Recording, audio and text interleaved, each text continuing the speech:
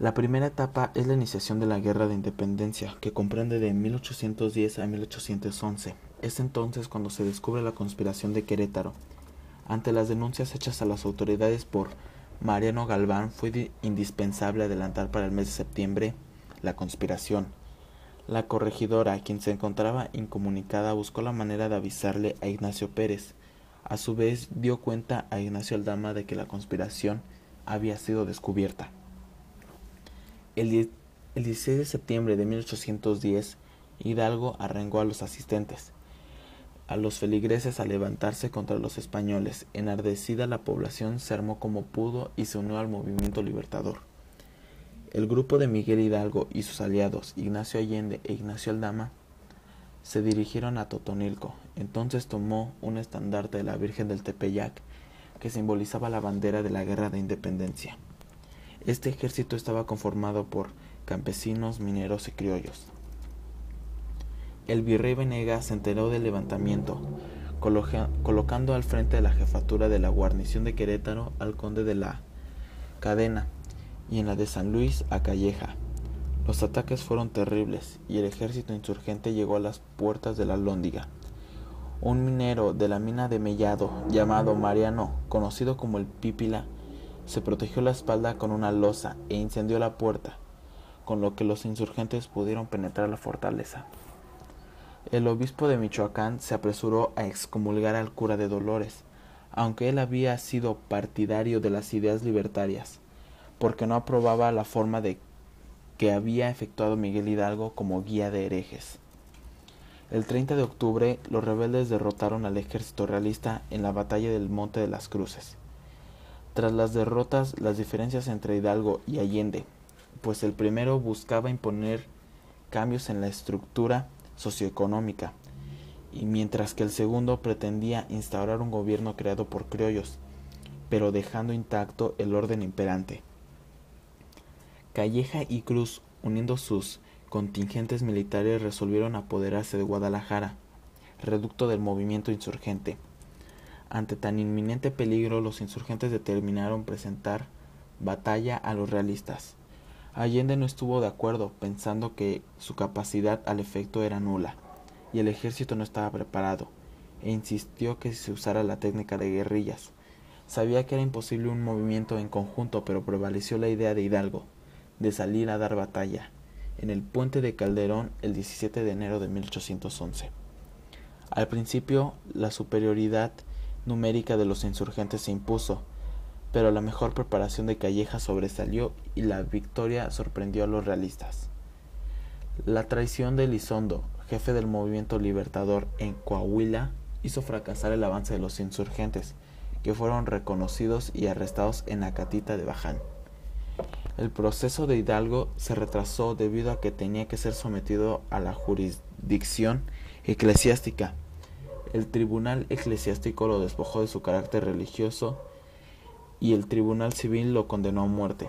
Finalmente fue fusilado el 30 de julio de 1811.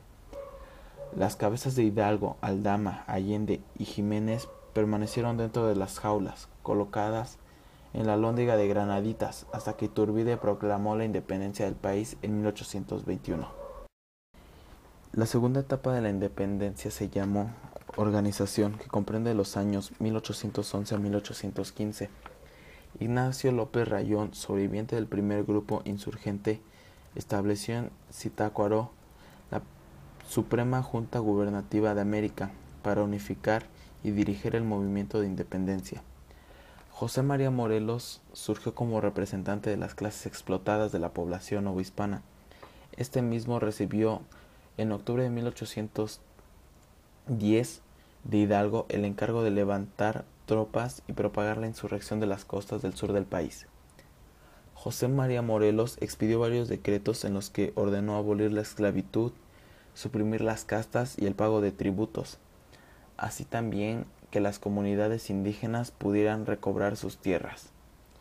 Morelos suprimió al rey Fernando VII de las banderas insurgentes, porque pensaba que el nombre del monarca español era contrario a las ideas de libertad e independencia.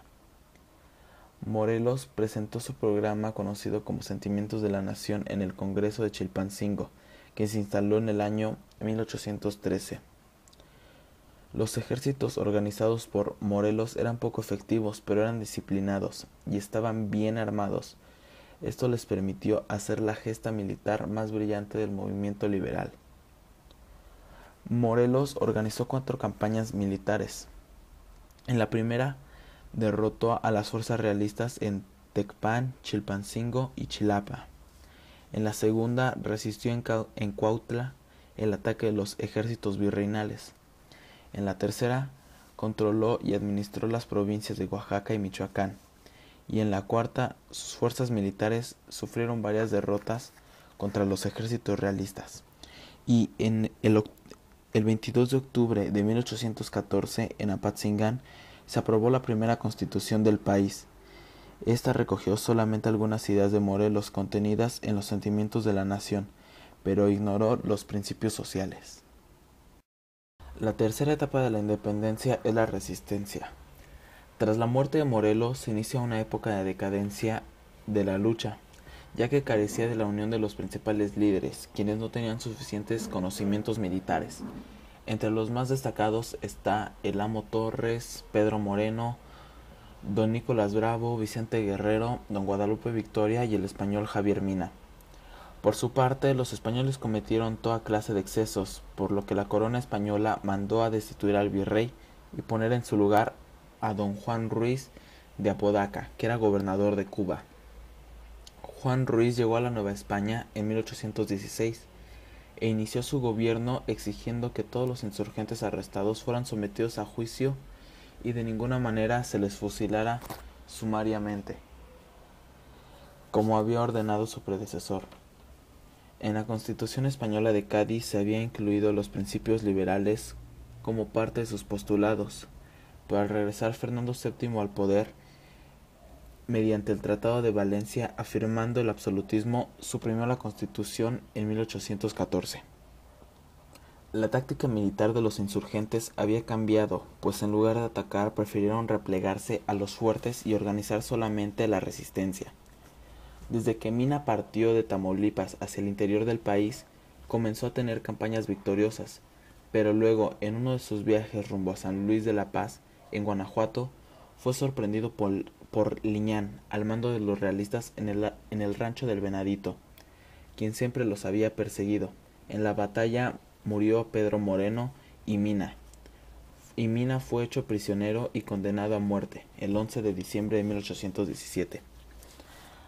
Así, otra vez el movimiento libertario comenzó a decaer. Los centros insurgentes fueron dominados por los realistas, como la Junta de Huajilla en Michoacán, que se disolvió en noviembre de 1819, y la de Palmillas en Veracruz. Otro tanto ocurrió con los jefes del movimiento como Rayón, Verduzco y Bravo, que sucumbieron ante la lucha siendo condenados a cadena perpetua. Mientras tanto, Guerrero comenzó su lucha en el sur.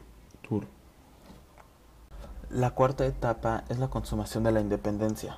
En el mes de enero de 1820 estalló la revolución encabezada por el liberal Rafael del Riego, comandante del batallón de Asturias, demandando la restitución de la Constitución de Cádiz. Ante la inminencia del establecimiento de la Constitución de Cádiz, Iturbide ofreció dirigirse al sur para acabar con los focos insurgentes, pero pronto se dio cuenta de la buena organización del ejército de Guerrero y Asensio. Iturbide resolvió comunicarse con Guerreri, ofreciéndole, por medio de una carta, buenas condiciones, mejor que las de los diputados ofrecían ante las autoridades. Y en caso de no llegar a un acuerdo, el mismo Agustín intervendría para lograr la independencia. En Acatempan, el 10 de febrero de 1821 se llevó a cabo el acuerdo entre el bando realista y el insurgente, y desde este momento Guerrero quedó a las órdenes de Iturbide, aunque el primero conservó el mando de las tropas que siempre había tenido. A este suceso se le llamó el Abrazo de Acatempan. Iturbide proclamó el Plan de Iguala el 24 de febrero de 1821, el cual resultó atractivo para casi todos los novohispanos, pues de alguna manera beneficiaba a distintos grupos sociales. Dicho plan proponía una monarquía limitada y separada. También exhortaba a los insurgentes a incorporarse al nuevo ejército, el Trigarante, cuyo nombre aludía a las tres garantías: religión, independencia y unión. Juan O'Donoghue llegó a Nueva España, pero muy tarde, ya que el movimiento independiente había triunfado del todo y resolvió llegar a un acuerdo con los vencedores. Iturbide obligó a Juan O'Donoghue a firmar el Tratado de Córdoba, en el cual la nación sería soberana para designar a quien mejor le pareciera. La nación era designada con el nombre de Imperio Mexicano.